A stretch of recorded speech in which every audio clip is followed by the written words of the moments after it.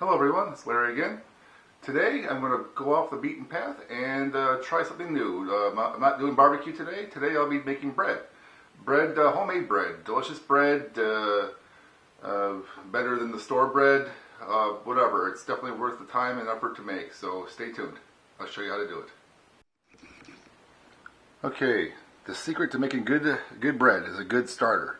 There's several different starters available. You can make a sourdough starter, or just a quick rising fast dough like you would do for a pizza or something to make the same day. There's also a more somewhat method that goes in between the two quick bread and the long-term sourdough starter bread starters. It's called a sponge starter, and this is what we're going to go over today. But I'm also going to do a variant of the sponge starter where I talk about something called a mixed starter or a mother dough starter. So I'm going to show a few different variants along the way. You can choose your own path as to how to do a starter here. I'm going to give you some basics and show you how I like to do it. For starters, to make a sponge starter, you start off with about a half cup of water.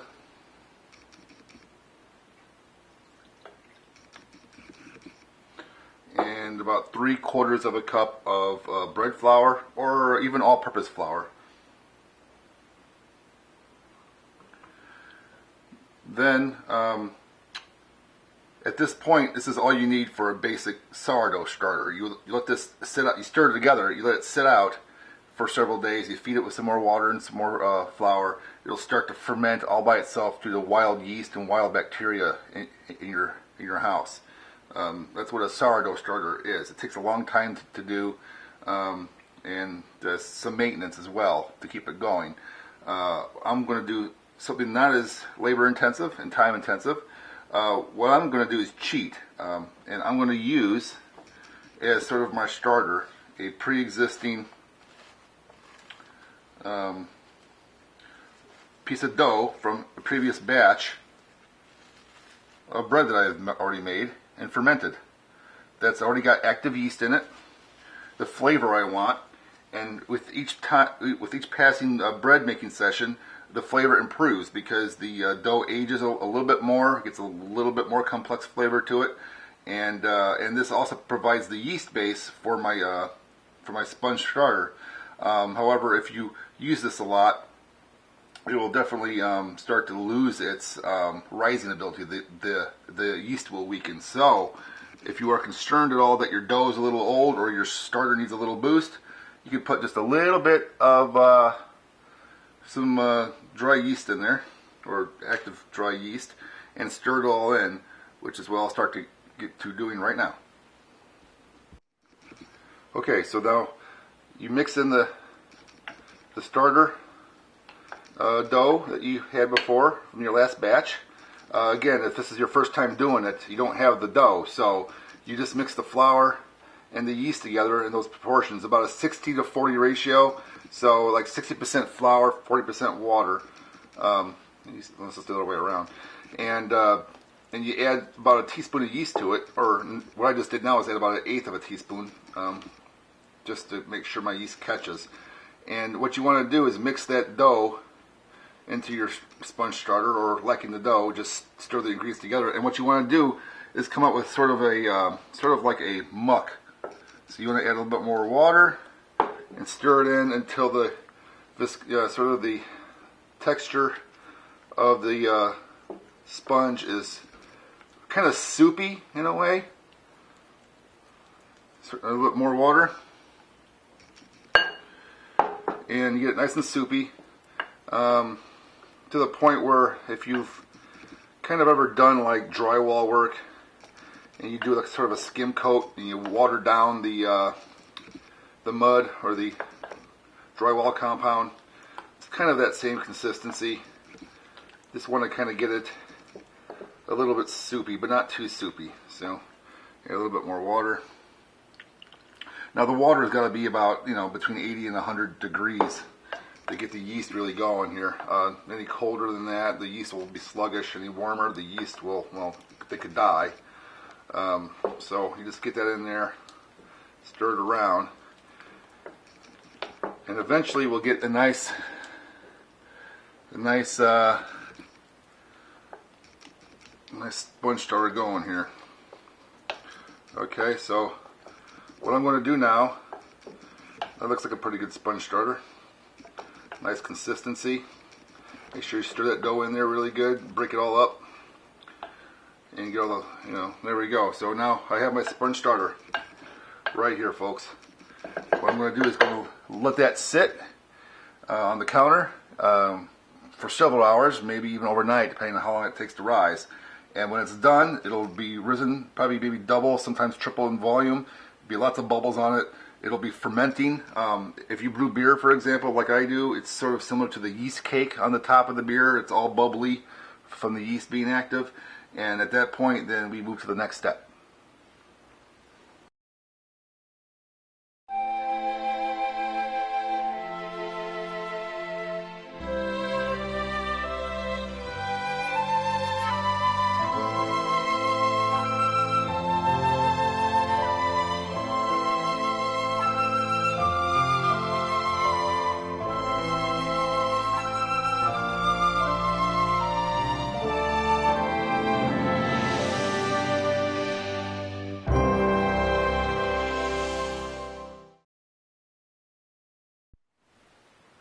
Alright everybody, it's been about 9 to 10 hours since I made the sponge starter here. You can see it's risen quite a lot. It's real puffy. You get a lot of this yeast cake I said before, this kind of a soupy, bubbly, swamp-like looking stuff on top. And you can actually smell it fermenting. So this is ready to go. I'm going to make a double batch of bread today, so I get about 5 cups of bread flour, about 2 cups of room temperature chlorine-free water. I filtered this water. If you use tap water and you have chlorine in your water supply, it'll kill the yeast, so make sure you filter this water or use bottled water. I've also got a tablespoon of salt, and my little secret touch is about 2 tablespoons of what they call barley malt powder or dry malt extract. This is what home brewers and brewers use to make beer. You can buy this at homebrew shops and maybe some other specialty shops as well. This is going to make the crust darker, soften the crumb to make it more like a sandwich bread. This is a completely optional ingredient. You could actually not use the sugar at all and just use the salt, flour, and water, and you'll get a very good old world type of crusty bread, which is good for like pasta sauces to sop up the sauce, or a nice bread and butter snack. But I like to make my bread such that it can be used for sandwiches as well. So I add a little bit of this barley malt powder into it, and it's delicious. So let's mix all this stuff together and we'll get going. Okay, here we go. I'm going to start off with the starter. See how kind of puffy it is? That's why it's called a sponge starter. There's so many air pockets in it. It looks and feels like really spongy. So I get that in there. I can probably use a scraper if I had one on hand nearby, which I think I do, but for expediency of the video, I'm just going to bypass this for now. Then I'm going to throw in my flour, 5 cups worth again. Throw that in there. Throw in my water. I'm not going to put all of it in at once. I got 2 cups here. I'm going to put about 1.5 cups in for starters. And make sure, if I need to add more, I'll add more. But I don't want to add too much right now. And also my salt, tablespoon. And my 2 tablespoons of barley malt extract. And if I was lazy, I would just get my mixture and put it in my mixer here and stir it around. But it's okay. I actually like to hand stir the ingredients originally. I'm going to use the mixer to knead the dough. It's a little dry here, so what I do is just add the rest of the water and knead it up really good here. And just so it's clumpy and all kind of sticks together. when I use the dough hook on this thing, it's going to mix it up really good and knead it at the same time. But I just want to help it get started with my hands. And there we go. See, so it's all kind of gooey, all ready to mix into the stand mixer. If you don't have a stand mixer, you can just knead it by hand, the old-fashioned way, which I had done for many years. But I fortunately bought my wife for Christmas a stand mixer, and now it seems that I'm using it more than her. Anyway, here we go. So this is going to go into the mixer. Pop it in there. I have a dough hook attachment. Reach in, put that on, and you're going to mix it on a dough speed. This KitchenAid mixer, they say use a speed of 2 to mix and knead the dough. So I'm going to let that, oh, there we go, that's better. So now I'm going to let that mix for about 10 minutes. And it's going to mix it together, it's going to knead it up really good. I'm going to watch it every few minutes and throw in some more flour as necessary, or maybe water, to get the right kind of stickiness that I like for this thing. So let's fast forward.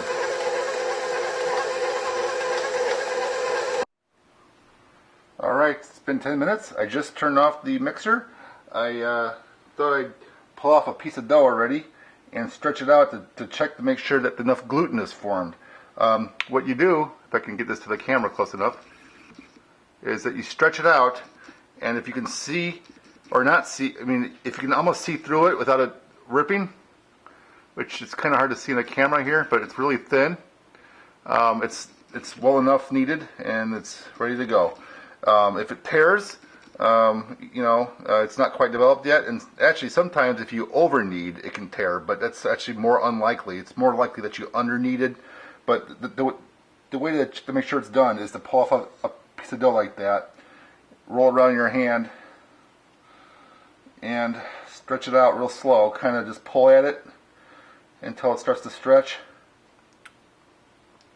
and you work at it until you finally get that sheet to show up, and you can hold it up to a light, which is just off camera here, and you can actually see right through it, almost. I mean, at least the light. And it's ready to go. So let's go ahead and form this into a dough ball.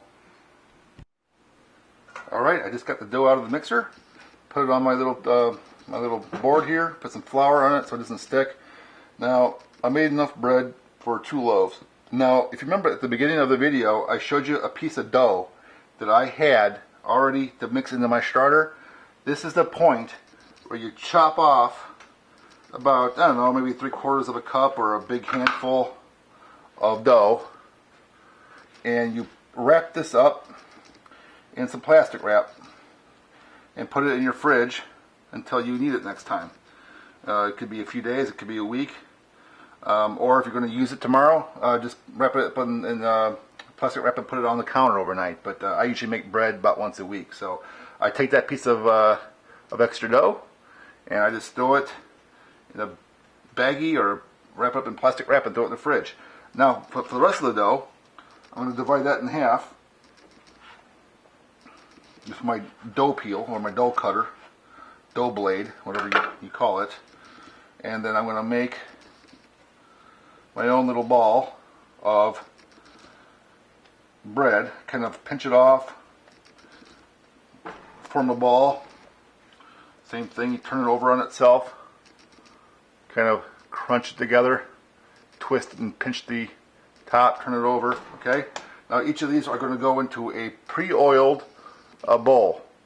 I've already put some olive oil in this bowl. I'm going to drop you in, roll you around, get you nice and coated. I'm going to cover you in plastic wrap and let you sit overnight or all day, depending on what time of day that you're doing this. Since I'm doing a double batch, I made 2 bowls, already oiled. Same thing, you put your dough ball in there, turn it around, get it covered in some oil, wrap it in plastic wrap or a damp cloth overnight, and let it rise. Okay, the dough has had time to rise overnight. It's about 12 hours since I first put the dough balls into these bowls. They've more than doubled in size, so now they're ready to be punched down, formed into loaves, and put it in the pans. Alright, I got my bowl ready. I put some flour on the table there. I'll punch down the dough. Pull it out of there. Whoop, excuse me. Put this down here. Kind of squeeze out the air bubbles. Get all the air pockets out of there because you don't want any big air bubbles in your dough. Then I coat it in a little more flour because I want to roll this out to shape the dough.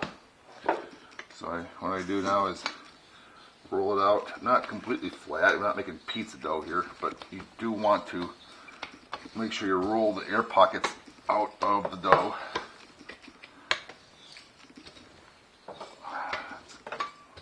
The dough's very elastic. That's good. It's telling me it's going to rise really good. Turn it over a little bit. Put a little bit more flour. A little bit more flour on there so it doesn't stick to the table. And you do this for each roll or each loaf that you're making. Each loaf that you're making, you gotta roll this out like this. Yeah, it gets a little bit of it's a little tricky. It keeps wanting to go back to its original shape, but the point is that you want to form this out so you can actually sort of get it into a loaf pan about yay big. So what I'm going to do here now is turn you this way. I'm going to try to form you up into like a little loaf. Kind of roll it onto itself. Different ways to do it. You can roll it up directly. You can make a little bifold wallet kind of shape. But the point is that you want to roll out your dough. Get rid of the air bubbles, and then pinch it together, or roll it up, and then pinch it together to form a seam, like that. Then you turn it over, bring the pan over, throw it in the pan. Should fit in there just nice, kind of like that. You know, and then I'm going to let that rise until it's ready to go in the oven. Now I do the same thing with the other one. Take the other one, squish it down, and repeat. So, need some more flour. There we go. Hands aren't so sticky then. Form it into a little bowl here. Punch down all the air pockets out of it. Pull it out into sort of a flat shape, rectangular if possible, not critical. Roll like this, roll it out again, roll it out again. The goal is just to get a lot of those bigger air pockets out of there. Alright, so I'm going to form this into a kind of a square, just like the other one. Make sure the pan, it'll fit in the pan just nicely. Then I'm going to fold this over in half and then over the top of it like this. And then pinch it down. Pinch the seams together. Oop, falling apart already a little bit. It's okay. Just kind of just pinch it all together. Make sure it all sticks. Then I'm going to turn it over again. Bring my other pan in. I'm going to throw you in there, and you will rise and make tasty bread later. Okay. Alright, now they're ready to rise. I want to cover them with a little bit of plastic wrap or damp cloth again so they don't dry out. Come over here again. Another piece of plastic wrap, and let them rise, double in size. You might even want to spray a little Pam or oil the underside of the plastic wrap, so when the dough rises, it won't stick to the plastic wrap. But depends on how much the dough rises. I'll save that step for later. Okay, here we go. My loaves have been rising all day for about 6 hours. Took a while, but it's there. 2 nice loaves ready to go. I have my oven preheated to 450 degrees. To save time for the video, I already scored one of my loaves. I'm going to score my other one for the video. The point of scoring serves 2 purposes. One, it kind of looks nice, of course, but 2, it also gives like the crust a chance to rise a little bit more and avoids an inadvertent tear that you don't want. If the yeast rises too fast and the crust hardens, it might pop. So it's usually a good idea to come in with a very sharp knife. As you can tell, mine are not sharp, so don't buy this brand of knives because I am not happy with them. So you come in here and you kind of score them. Try to get a little bit of a depth to them. A razor blade will work great, I guess, if you have a clean one. But the point is that you want to kind of score them a little bit so they have a place to expand when it rises. And it's kind of sloppy, but it'll do.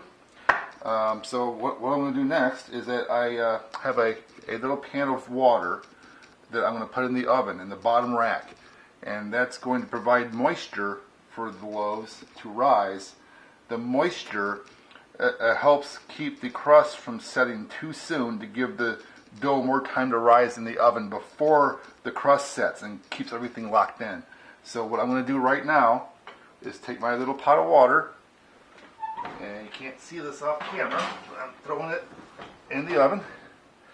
Then I will take my 2 loaves and throw them in the oven. Just like this. And I am going to put them on for about 35 minutes. And go. So now that we have that done, I'll check on at about the 30-minute mark and make a judgment call. If the crust isn't as dark as I like, there's a trick I can show you where you brush milk on the crust. It'll instantly darken the crust and put it back in for 5 more minutes. But we'll come to that if it happens. Alright folks, it's been 30 minutes. I pulled both of the loaves out. You can kind of take a look. They're a nice brown color to them. But I said before I was going to show you, in case you want them to darken up, about 5 minutes before they're ready to pull out, you take a little bit of milk, and the natural sugars in the milk, if you brush them on the bread, will caramelize almost right away, and it'll actually add some browning to wherever you brush the milk. For contrast purposes, I'm going to brush one and leave the other one unbrushed, so when it's done cooking we can see the difference. So what I'm going to do is go ahead and brush on a little bit of milk. It starts to sizzle already because the pan is really hot, and as I put it on, it's already starting to brown. In fact, I even smell it browning. Smell the sugar in the milk starting to caramelize already. I just do that and put it back in the oven. I'm going to leave my other loaf alone, so when it's done we can tell the difference. Okay? I'm going to put them both back in the oven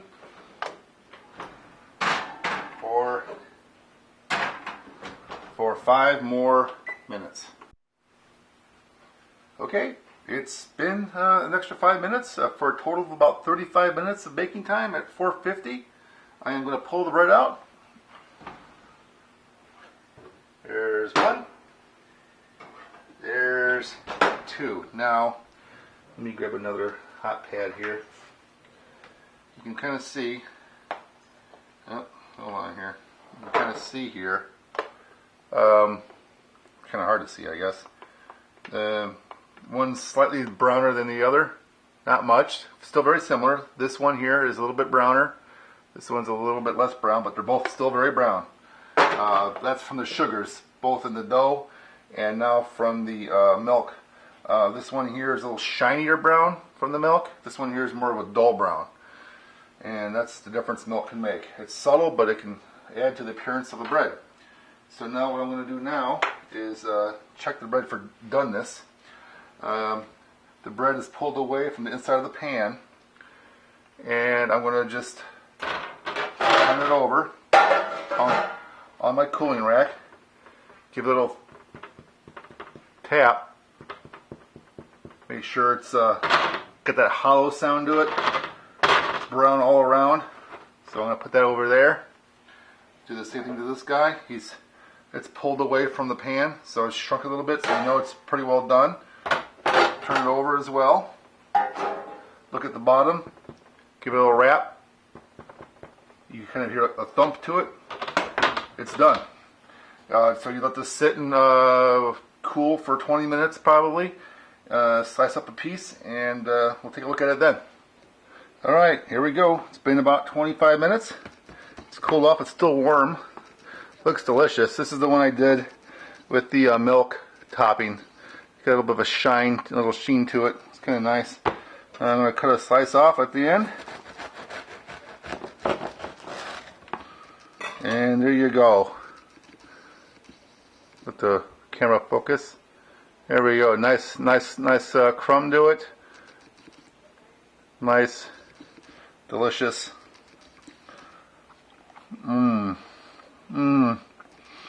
Warm bread. Absolutely fabulous. It's got that mature, fermented, slightly tart, slightly sourdough-esque flavor, but it's not that intense like a sourdough. And yeah, this is going to be a good bread. It makes for a good sandwich bread too. You can actually, when this cools off, it'll be more firm, but you see how easily this cuts into slices. It's delicious. Look at that bread. So that's how you do it, folks. Enjoy.